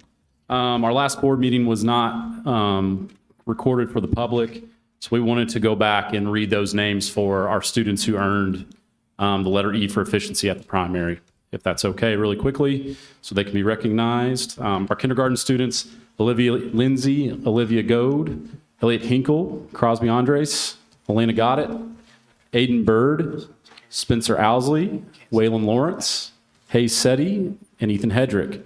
Our first grade students are Sky Shiam, Mackenzie Wagner, Mason Brummett, Beckett Flattery,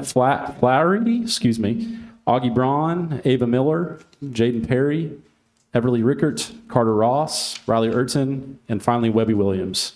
So we want to give a shout out to those students and all their accomplishments this school year. We want to give a shout out to our PTO. Sorry, I'm having microphone issues here. Our PTO, who were amazing last week for Teacher Appreciation. I was moving around, it's my fault. PTO, who were amazing for our staff last week. We have the best staff, and there were a lot of cool things that our PTO was able to do for our staff, so we're really appreciative of them and our teachers and our staff. And then finally, we had our kindergarten field trip today at the zoo. We had 200 chaperones that went with our teachers and our staff, so it was pretty incredible turnout. We're going to have a lot of tired parents this evening. They're probably already asleep, probably not able to watch us tonight because of that day. And I'm sure our staff's very tired, but we really appreciate everybody that made that run smoothly. Our kids had a lot of fun, and everybody got there safely and came home safely. So that's all I have from the primary tonight. Any questions? No, thank you so Thanks, much. Mr. Adams. Thanks. Ms. Myers?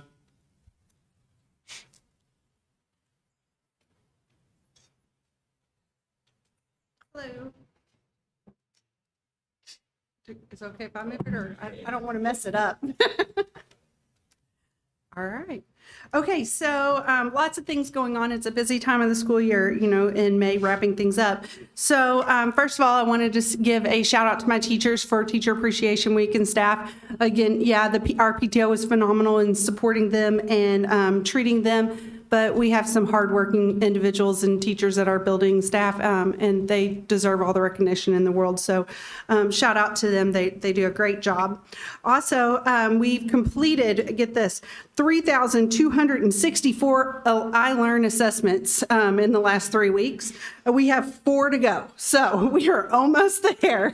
But for grades 3 through 5, we're really excited to have that done. And it's a big feat. Shout out to all of my teachers, my special education teachers, my EL teachers, Jacqueline Good, Miss Good, Mrs. Jenkins, for helping us organize. And as you can tell, that's a huge feat in our building to have done and to go through with all the small groups. Okay, our second grade had their spring musical tonight. That's why I was coming in and out. We actually had 2 performances tonight. They did a phenomenal job. I know you guys would have loved to have heard them and seen them signing. Shout out to Mrs. Sheffield for putting that on, and our special area teachers for making that happen. But they did a wonderful job over there tonight. We also are into the weeds of our EOI assessments. Our second grades are finishing their TRCs right now in Dibbles, and we've seen a lot of great growth with some of our kiddos, so we're really proud of them. Our NWEA end of the year window opens on May 10th, so that is around the corner. Upcoming events, we have May 17th, we are welcoming our first graders to SCE. We will have a parent night that evening.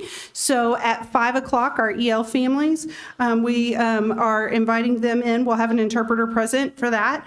We also will have at 5:30 families with last names A through M. We ask them to join us. And then families at 6 o'clock with last names N through Z. We'll do a presentation in here, our group presentation room, kind of show you a little bit about our building. And then students and parents will be able to do a self-guided tour scavenger hunt around the building to see some different places and meet some staff members. Also, on May 19th, we'll be celebrating our last Pride Award ceremony for the year. That is for E. So we're excited about welcoming those kids and recognizing them for their hard work this year. On May 22nd, our 5th grade will have a field trip to the Science Center. On May 23rd, we will be doing our iRead 3 retest. I told you guys last month, but it wasn't televised, that we're really proud of our 3rd graders and their work. We are higher than the state average at this point, so we want to continue that growth. They're doing great. And shout out to our Dragon Pals program, who's continuing to go on with those kids right now with their interventions. On May 24th, our 3rd graders are going to the zoo, so I'll have that lucky day on May 24th with our kiddos. And then on May 25th, we're excited to have, and 26th, field day for all of our kids. And then the 31st is our 5th grade graduation. So that's everything happening at SCE. Anything for Ms. Myers? Thank you. Thank you. Thank you. Ms. Nunn? Good evening from Silver Creek Middle School. I want to start by thanking our incredible teaching staff at SCMS. I want to recognize them. We are celebrating our Teacher Appreciation Week this week. And again, there is no way I can thank them enough for all they do for our students on the daily basis. So thank you to our teachers, our staff, everybody who makes our day wonderful at the middle school. Again, with everybody else, I'd like to thank our PTO and families for providing special messages to our teachers and staff and treats for our teachers and staff. Our PTO has outdone themselves this week, and we appreciate all their hard work and volunteering to serve our teachers and staff. They're also supporting our students and staff with a treat from Yellow Snow. Yes, even middle schoolers and adults love shaved ice, so they're coming out there to make that happen. We appreciate that. I'd like to thank our students for all their hard work with our iLearn testing. We're finishing up just the last couple of tests for makeups. We appreciate our students showing all their hard work and learning throughout the year. We are also finishing up with our NWEA testing. So again, thank you for students and staff for hanging in with some of those last of the year testing sites and times. The information that it gives us is invaluable for us as we provide instruction and interventions as we move forward to the 23-24 school year. I want to wish our 8th grade students safe travels as they start and go on their middle school experience to Chicago. They leave this week.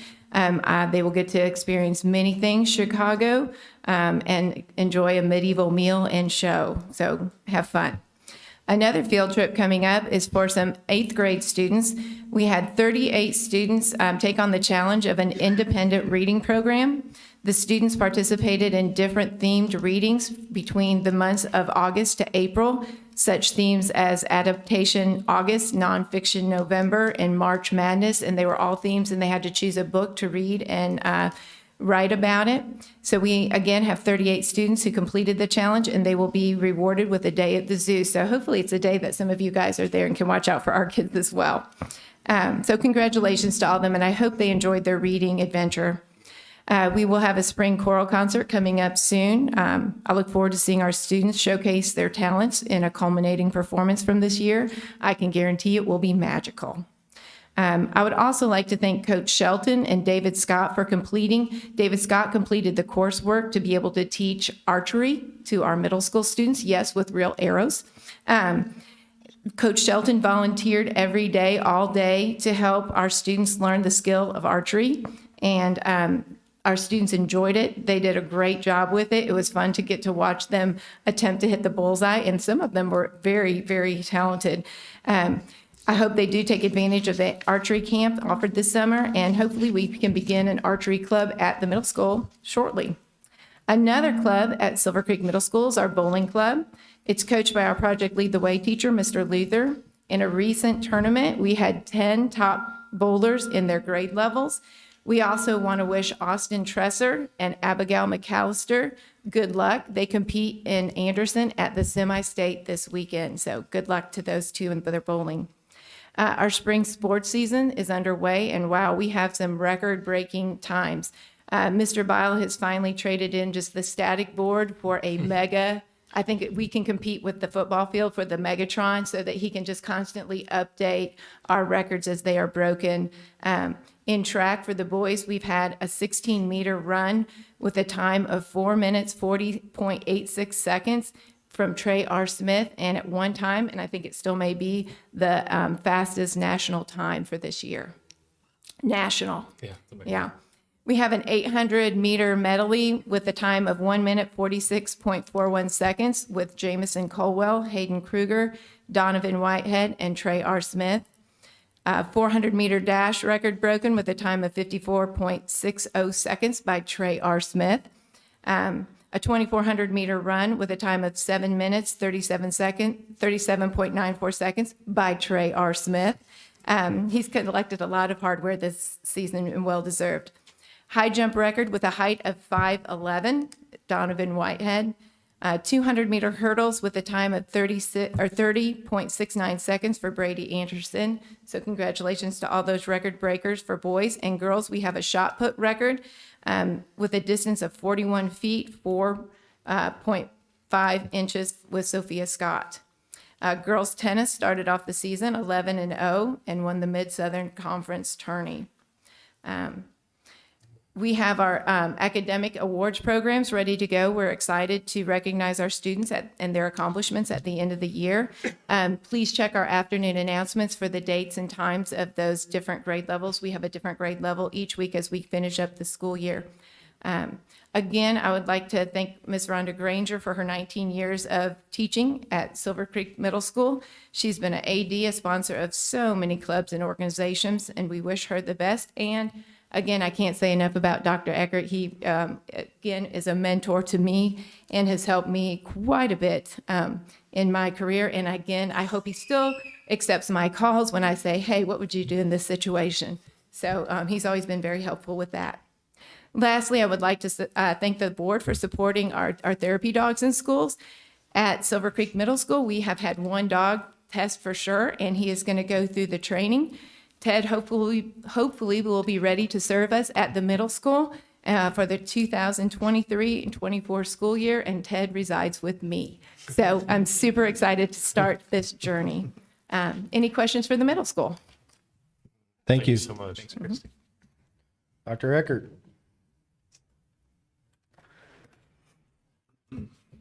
Okay, we first of all, I'd like to talk about the senior trip. We took 74 students and chaperones to Washington, D.C. a couple weeks ago. I'm still recovering, but we had a great time. Miss Albrand and Miss Harris, they our senior class sponsors, they put together the trip, and Mr. Crabtree went along with us, which is like having a live-in tour guide. His knowledge of Washington, D.C. is unbelievable. So the kids really enjoyed it. We had a good time. The kids were outstanding in their behavior. We got a lot of compliments on everywhere we went. It seemed like students or people that were either patrons at a restaurant or in a museum, or the people working at the restaurants commented on how great our students were, their manners, and how they conducted themselves. They spoke highly of them. So I want to thank Miss Albrand and Miss Harris for all their work on the senior trip. A lot of high schools don't take senior trips anymore because they just have too much trouble, but we're able to take it. And it's been 40-plus years. I've lost track. I know I went on it my senior year, and I'm retiring, so it's been a while. So it's great that our kids get that opportunity and that we have teachers willing to sacrifice time and put in the hard work to line up things like getting to put the wreath at the Tomb of the Unknown Soldier and things like that take a lot of planning and a lot of work and a lot of organization. So thanks to Ms. Albrand and Ms. Harris for doing that work that makes our school special. Tomorrow night, we have our Senior Awards program. It'll take place 7 o'clock in the main gym. We have a lot of outstanding graduates this year, and a lot of awards will be given out tomorrow night, so we're very excited to do that for our well-deserving students. On Thursday, I think it's the 26th year that we've hosted the panel of entrepreneurs. They come in Thursday. It's in room 307, which is the GPR room. It's during our flex period, 9:15, and we usually have 4 or 5 guests there that are very successful in the Louisville area, and they talk to our kids, and our kids ask questions, and it's really a neat time. So if any of you are available, feel free to stop in. I think it's a real good insight to what we do in our business programs and on our Career Academy program with our business and finance kids. We have the prom this weekend. It's at the Grand in New Albany. It's 7 to 11 o'clock, so we're excited about that. The kids have been talking about it all week. They're really excited about it. I'm sure that we'll have kids leaving at noon for their hair and nail appointments and all that good stuff too. So we're looking forward to celebrating this year with our kids Saturday night. Also, our anatomy and physiology kids, they're putting on a color run on May 20th at 9 o'clock a.m. at the Joe Basham cross-country course over by the primary school. It'll be at 9 o'clock a.m. It's going to be to benefit ALS, so it's a really good cause. And I've never done a color run. I've done a lot of running, but never done that. But I guess you just get blasted with color while you're running. It's a color run, so it makes sense. Senior activities coming up. We have the senior review, which, it's got to be outstanding. During Flex, Tuesday, May 30th. So that'll be about 9:15. Again, I would invite you to come. It ought to be some good fun. The senior picnic, which we've been doing for our seniors for some time, will be at the Silver Creek Township Park. This is all Tuesday, May 30th, if I didn't say that. I want to thank Billy Ramser, our township trustee, for working with us on that. He always has things all set up for us, so it's really nice. But that'll be at 11:30. The next morning, Wednesday, May 31st, which is the last student day, at 8 a.m. we'll have the senior breakfast. They'll turn in their Chromebooks, right, Jerry? 7:45 or so.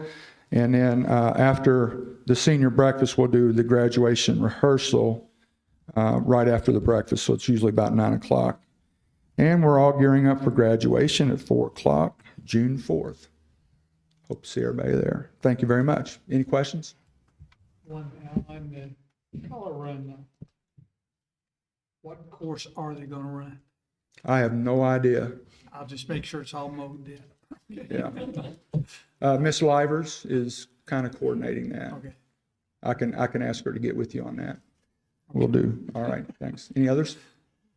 Thank you, Doctor. Thanks, Al. Thank you. Mr. Smith, anything? Ms. Kayofer? I have more, All right. but it's all good things.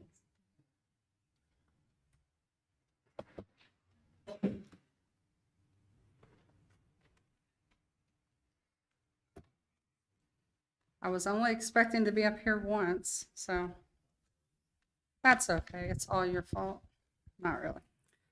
Okay, so from transportation, I just wanted to have 3 things. I wanted to say that we're excited to share. We finally received our 3 brand new 78 passenger buses, 2024 ICs.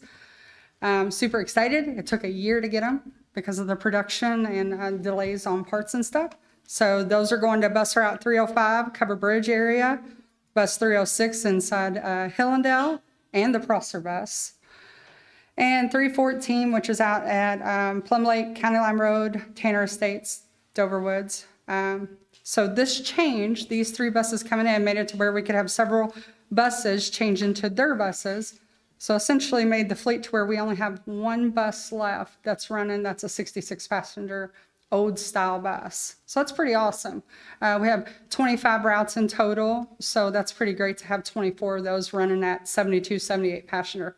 Want to make sure I say 72, 78 passenger is not what we run in them.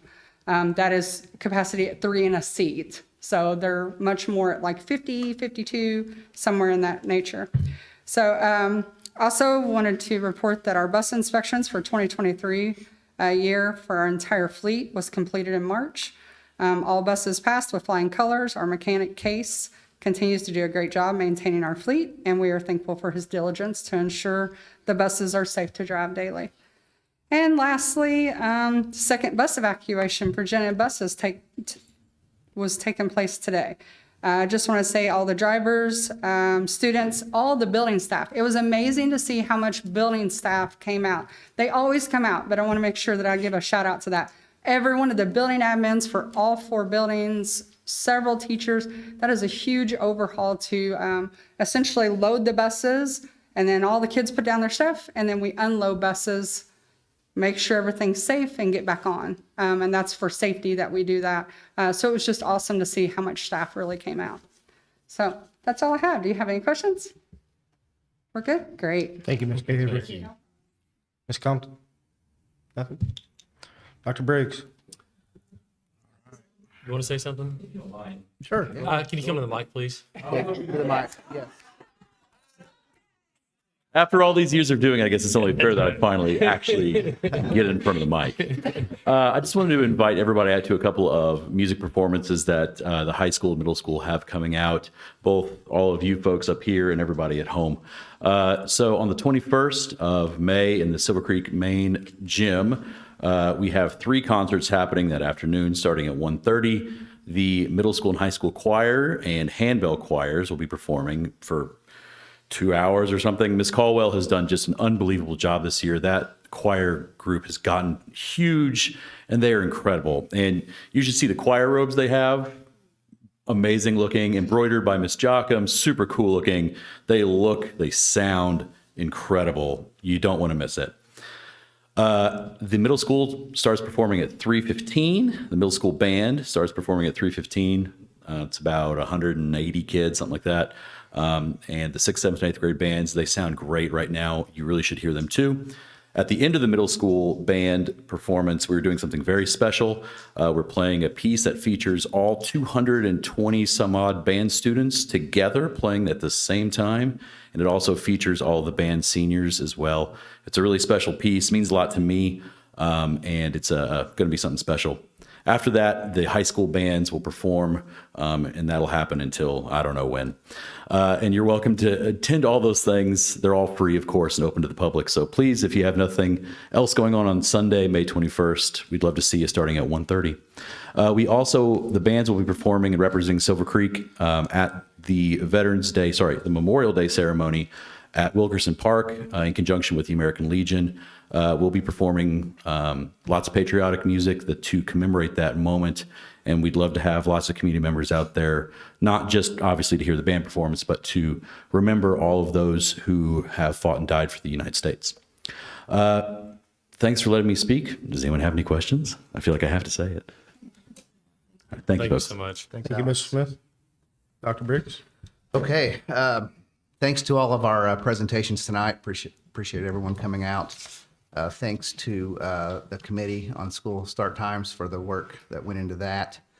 Thanks to those who came tonight to speak. And also thanks to the board for going through this process. As was mentioned, there's a lot of moving parts with that. And I think the conclusion we reached tonight was the right conclusion after vetting through it. So great job by everyone. Congratulations to our new hires. Looking forward to everyone coming on board in July and then with the start of the new school year. Dr. Eckert, congratulations to you. It's been a pleasure, my privilege working with you for 2 years, and look forward to celebrating you and the rest of our retirees and the rest of our staff on Thursday at our second annual staff celebration. Hope everyone has a safe prom And that's it. Thank you. Dr. Ballmer.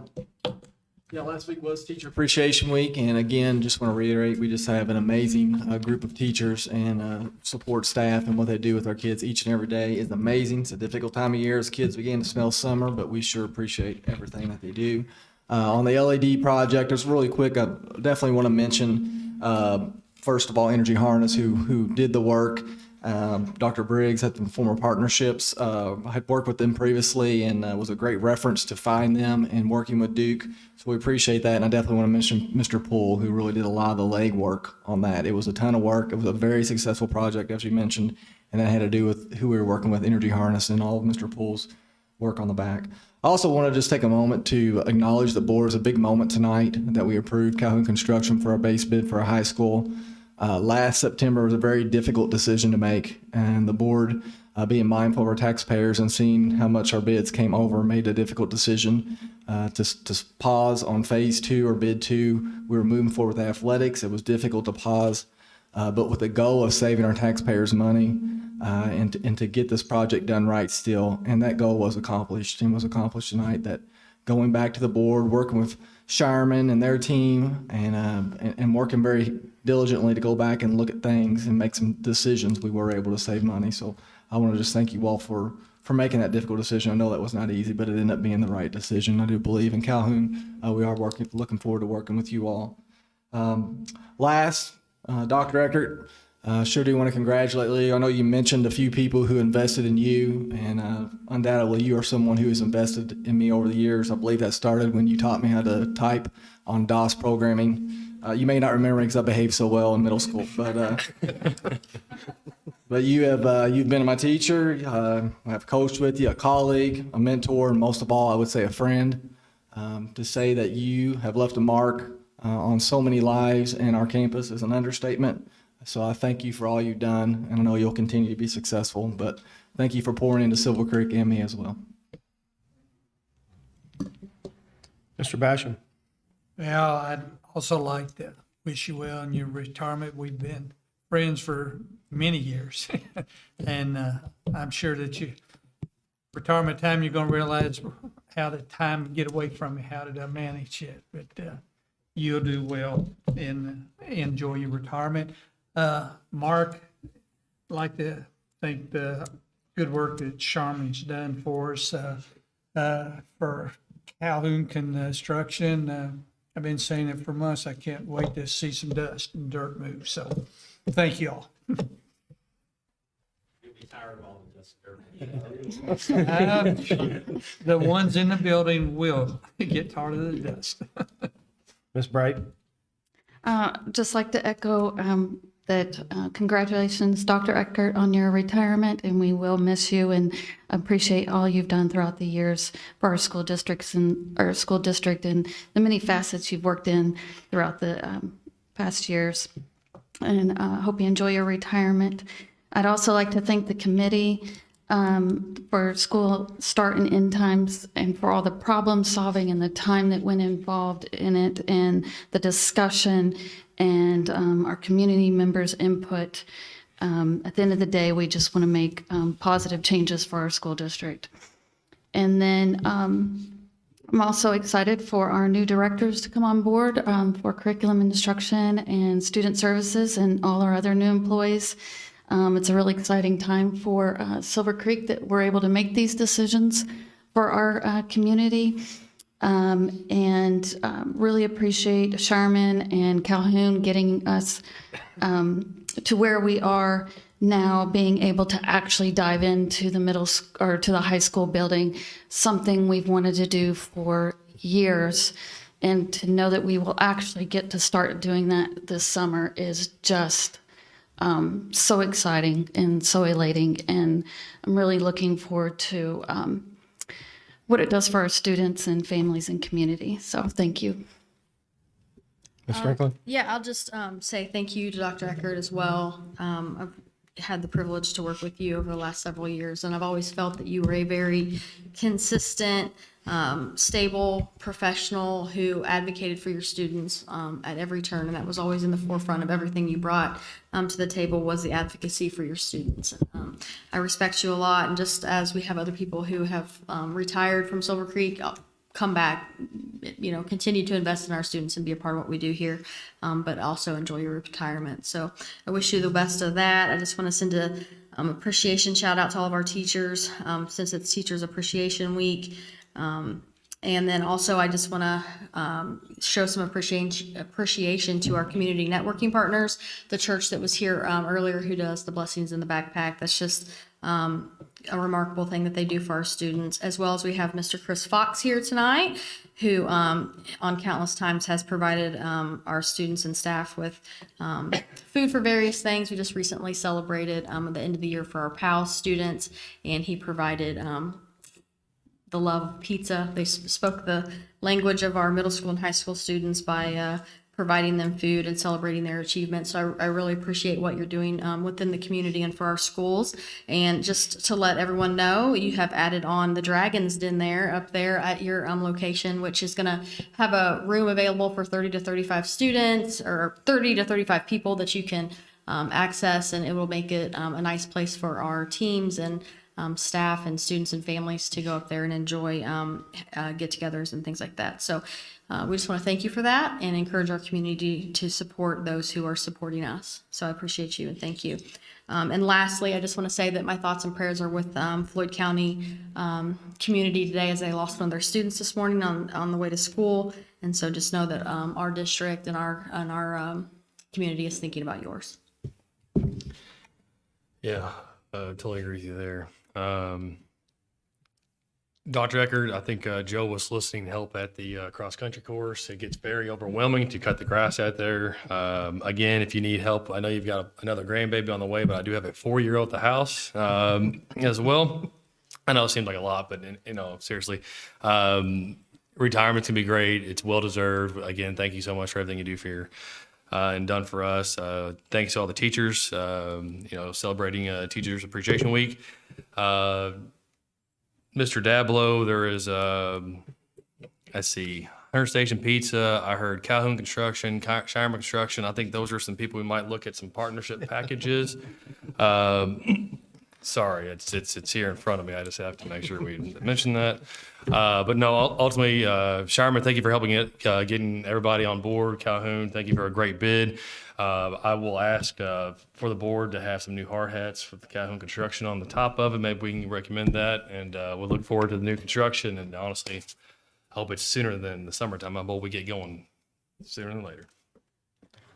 Absolutely. Thanks for being here, Kurt and Mark. We really appreciate it. It was an exciting time for us tonight to be able to finally get this approved and start seeing traffic jams and dust and dirt and everything else. It'll be kind of welcoming.